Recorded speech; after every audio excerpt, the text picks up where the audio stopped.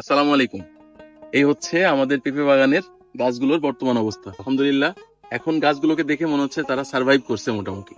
গত 15 দিন ধরে আমরা গাছের কি কি পরিচর্যা করছি সেগুলো সবই এ টু জেড আপনাদের সাথে শেয়ার করছি ইনশাআল্লাহ।